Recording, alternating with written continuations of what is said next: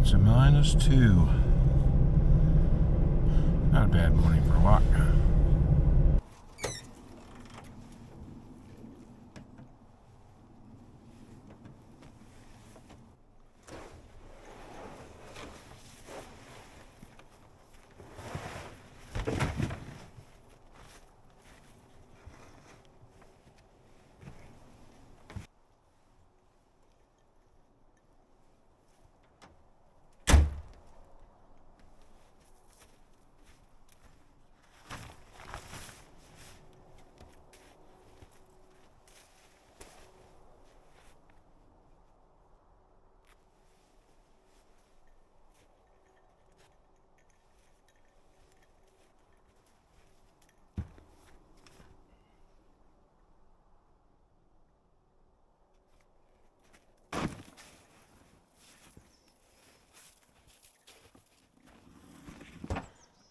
The rope is frozen a bit stiff here this morning.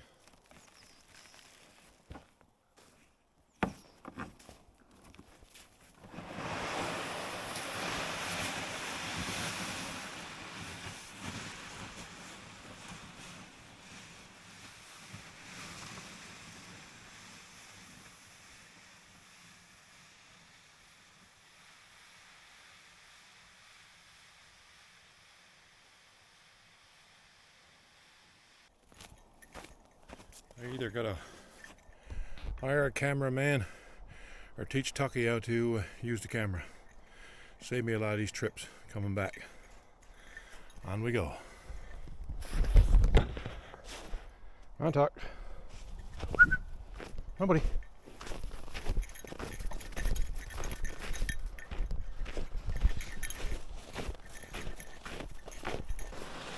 Well, guys, it's 2024. January the something, 4th I think, maybe 5th. Anyway, we're off to the tent for today, going in and get some wood just today. I got some other things I got to do this evening, but I'm hoping on Saturday, if the weather is permitting, moose tracks, we'll be back for Saturday night, if not early next week. We do have some snow forecasted for Friday, Saturday time frame, but I think most of that is going to be east of here in the Avalon Peninsula. So there are a few more things I want to do, take in. Probably cut a little extra wood, have on hand, and we'll be going from there. You know, Tucky, lots of tracks here. What's going on here, buddy? Oh, I think somebody got coyote snares there. Better keep an eye on Tucky. Stop recording. On a recent day trip, I was in here, and I met a guy who was in with his dog, checking his rabbit slips. And he said he saw coyote snares, and he actually struck them up so his dog wouldn't get in them. Just in case anyone's watching and knows I got a tent in here, I'd appreciate that they don't take the revenge out on the tent thinking I'm the guy who struck up the snares, because I do believe that the guy got just as much right to have his snares in there as I do come in and walk with my dog. So I got to be responsible for the dog that he doesn't get in there, which is not always easy with Tucky, because we all know how he likes to wander out in the woods. So, but it's my responsibility to keep a eye on them. Actually, what I may do as an educational purpose, coyote snares has got that locking mechanism on them that when they tighten in, they stay tight, which quickly dispatches the animal. And anyone who's doing any walking with their dog in the woods may want to know how to get that out. So I'll do a future video now to release the mechanism in case your dog ever gets caught in one of those when you're in the woods. It's better than striking up someone's snares who's probably doing it to try to earn herself a few extra dollars. At least that's my opinion. Anyway, let's continue on to the site.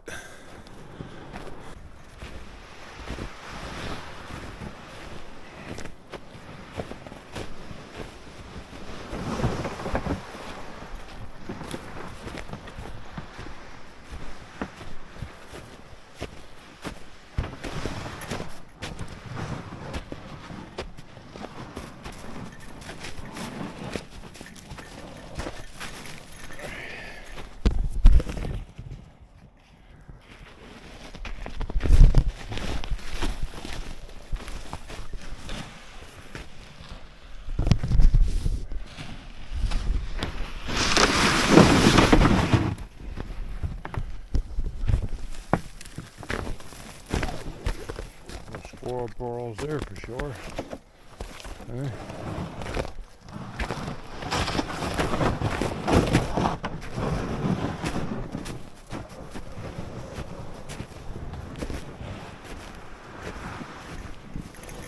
One place up.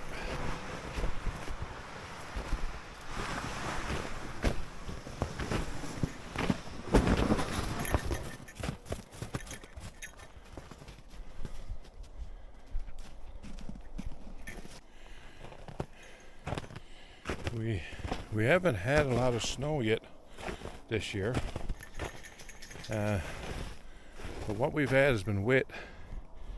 And if you see on top of the tent, it's really sticking to the tent. I think what I may do is I'm going to put a tarp over the tent to help keep the snow away, plus it'll give an extra bit of insulation. It should keep the tent warmer. This stuff here does not want to come off the tent easy. Anyway, we'll probably have a go at that today. I did bring a tarp with me.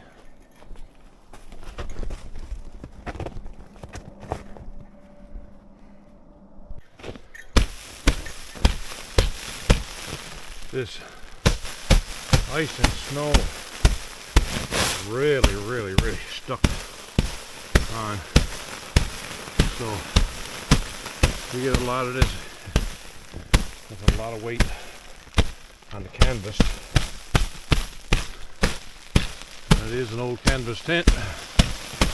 So any way I can protect my investment, I would see no reason not to do it.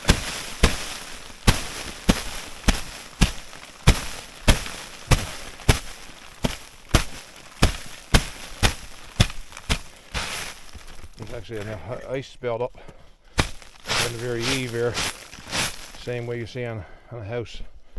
So yeah, let's get a tarp up and see what we can do. See if it helps or it makes things worse. Kittle still there. Hi, buddy. Tucker's out sniffing down squirrels. Anyway, let's get that tarp on.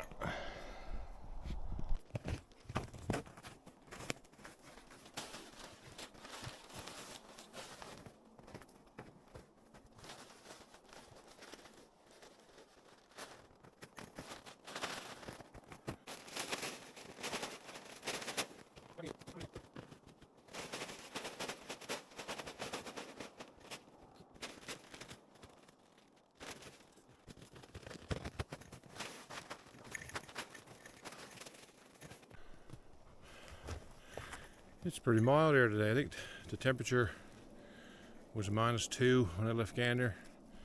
probably about the same, but when you're out working, no wind, it gets warm, so I had to shed some clothing.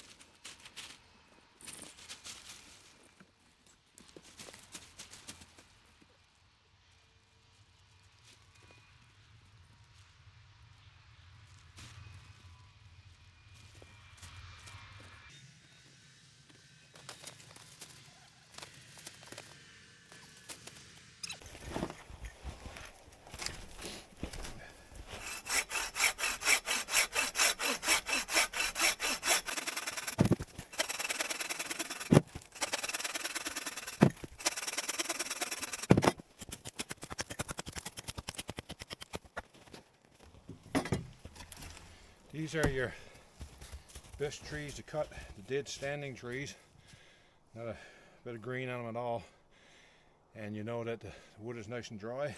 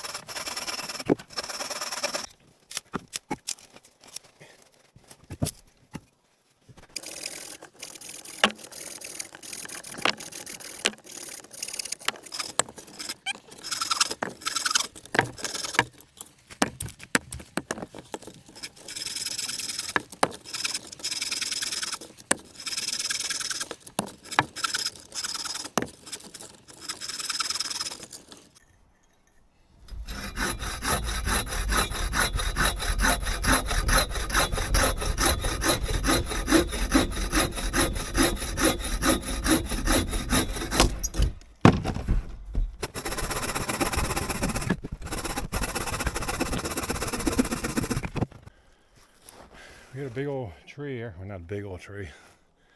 Start again. We got a tree here that's fell down. It's probably, I don't know, 4 inches on the ground on the bottom. Big enough for my little stove. And especially when I'm not using a chainsaw. So where it's down, it's there's snow on it right now, but it is dry. It's been there for a while. Completely dry on the inside. So it'll be great for making a few splits out of.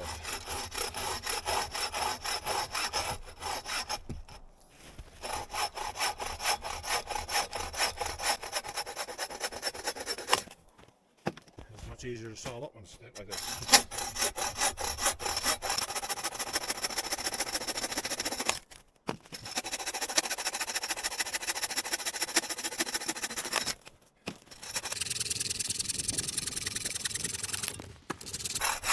Tarker, move over, my buddy. For sawdust.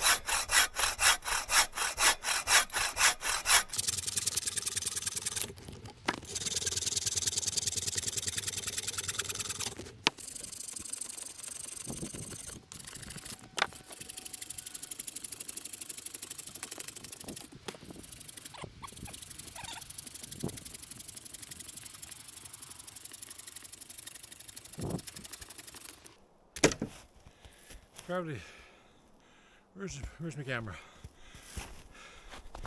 Hard to believe somebody with a chainsaw at home is in there doing this, isn't it? I don't know.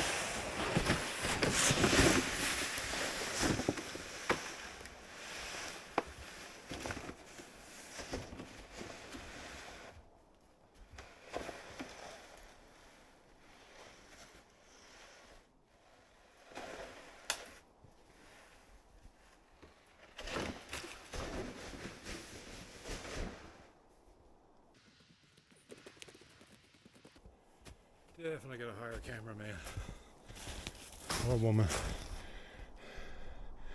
Equal opportunity.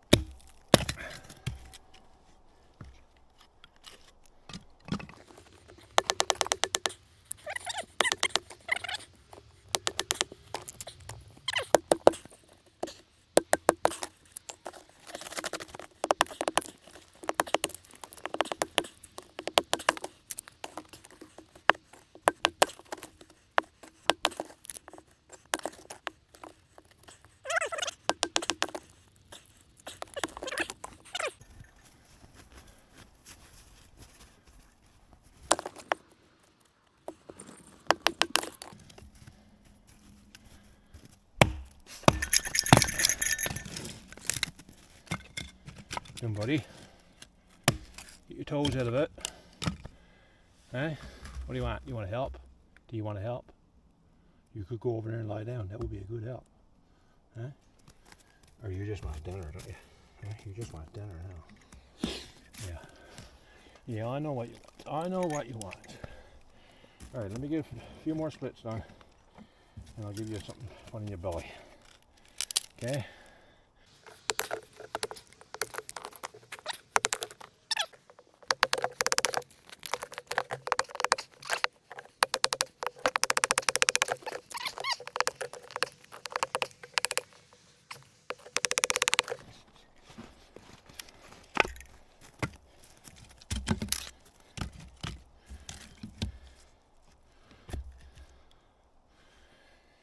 Back again, buddy. Back again. Eh? Then I drove you away. I thought I told you never come back no more. Did I tell you that? Eh? Did I tell you that? Did I say never come back anymore? No, did I? I don't think so. But you could move for a little while. I would appreciate that. Eh? Or just for a little while? I guess not doing that either. Alright. Let's stop recording. Now guys, I had to give up on the splits for a bit because I had a very impatient dog that was telling me that it is noon and he wants his lunch. So I'm not sure what other YouTubers you watch, but Laying Down Outdoors is a good one, and in his last video that he put out, he stressed the importance of getting ready for your fire, and I've got myself caught in it a number of times. I tried to get a fire going when I didn't have everything in place. So today, thinking about that one, even with an impatient dog here trying to get me going, I got my birch kindling to get her going. I got some splits made, and I got some more splits over there that I was able to get done with Tucker breathing down my back, in my neck, in my face, and hopefully it's going to prove what we're saying is that the time you spent preparing for the fire and getting everything in place before you get it going is it'll save you time in the end. If you don't do it in the beginning, chances are you're going to end up having to do it at the end. So let's not prove myself wrong, you know. I got lots of kindling here on the tree wood that I just cut. That should burn really good. Don't push it down, let the air get to it.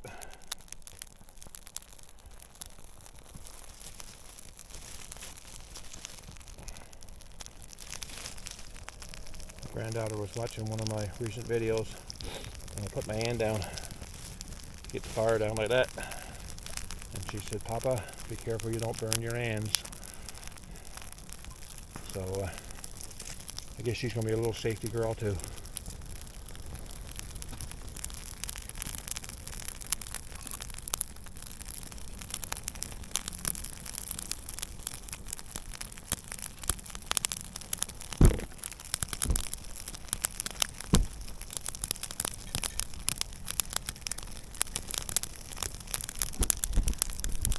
There we go. And we should be able to get the kettle going from there. Get some lunch for Mr. Tucker. Hello, Tucker. Tucker, look here. Tell the people you're getting hungry. He's getting mad with me now. And just like that, the fire is going great.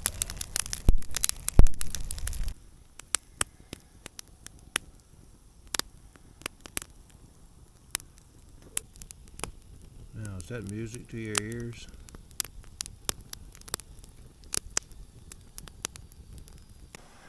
I do believe the kettle is boiling.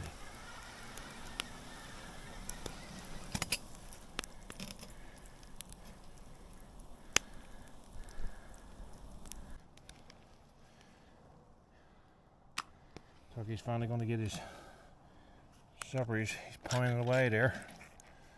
Stay there, buddy.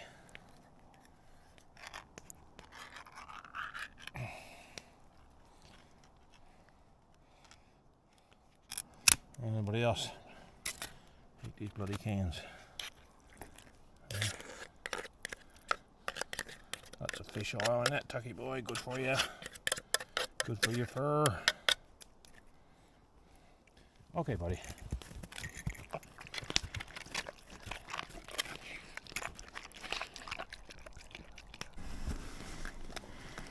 Now that I got Tucky all settled away, I can go ahead and get mine on. I got some dehydrated chili that I did a while back. I don't think I did a video on this, probably should, how I make mine. But basically, I just cook a pot of chili, put it in the dehydrator, and it'll last, I won't say forever, but I've had this now for over a year. And you come back out and you pour a little hot water in there, stir it in, and right away the aroma starts to come out. You gotta make sure you absorb all the moisture. Give it some time there. And I gotta turn over my bread up on the fire.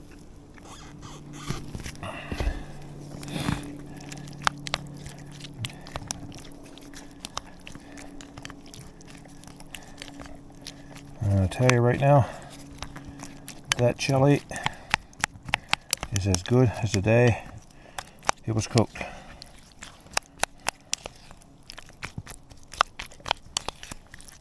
Just gotta give it time to absorb the moisture. So basically, however you cook your chili, spicy, mild, cremation, however you cook it, just put it in the dehydrator. It takes the moisture out. All you gotta do is put the moisture back in.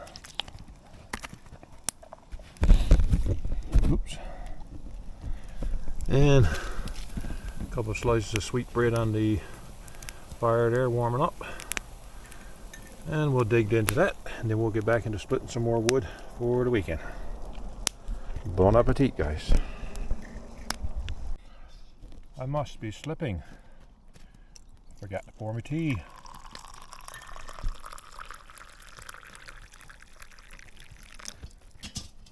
Now I can have my bread. Well guys, I got a few splits there, a few smaller ones there to go in the stove to get her going, and a few split up there, and a bit of a load there to unpack now.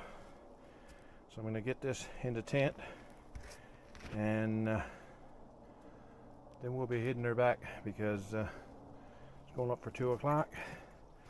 In another couple hours it's dark. 8% battery. I think that's decent. Probably better than I normally would be getting. Hey, talk. This is going to be it for today, especially I'm at 8% battery. I'm hoping, this is Thursday, I'm hoping Saturday to come in Saturday evening, have a night air. If not, it's probably going to be early next week, I hope, weather dependent. See how things go. But until then, get outside. Well, let's try this again.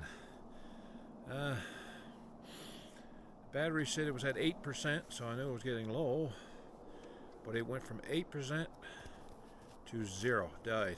And I wasn't going to change battery first, but I figured I should end the video on account that this I may actually put this video up, or I may wait until after the weekend. I'm not 100% sure. As I was saying, I'm not sure where it left off and the camera died, but this is Thursday. All goes as planned. I'm thinking I'm going to be back in here on Saturday for the night, if not early next week. Depends on what storm blows over on Friday night, Saturday mornings into Saturday. From all accounts, what I'm hearing, it seems like the East Coast, the Avalon Peninsula, is the only group that's going to get any snow. Looks like we may not get much of anything here, which for me right now would be a good thing, because I can drive a little ways into the road. Doesn't give me as far to walk, especially lugging a slide. But if I got to drag it from the road, I got to drag it from the road. It's just all part of it. What I would like to do is get in there, get set up on Saturday or early next week, whatever day I comes in, and then probably go in further into the road, back into the woods further, or even back down through the woods there where I'm at, and have a better look, because I really haven't done any of that since I've been coming in here. A little ways, usually back out and in on the main road, and then going off in some areas in there, doing a bit of exploring, what have you. It has grown up a lot since my first time in here a number of years ago. Just a ways in the road, you could go in, there's some big cutovers. They're all grown up, can't see a thing on those anymore. So I'm thinking this may be my last winter for this area. I think I'm going to have to go for some other area, somewhere where I can see more when I get out and start doing a bit of exploring, plus maybe even near a pond to do some ice fishing, which is something I may do later on in the winter. Not from this location, but from another setup. Anyway, we'll see how it goes. So as always, make sure the same message: get outside, right, Tucky? Thank you, tell everybody, get outside, get some fresh air. Yeah, get some fresh air, put some jump in your step, and that's what it's all about. Enjoy what nature's given you. Until next time, we'll be talking.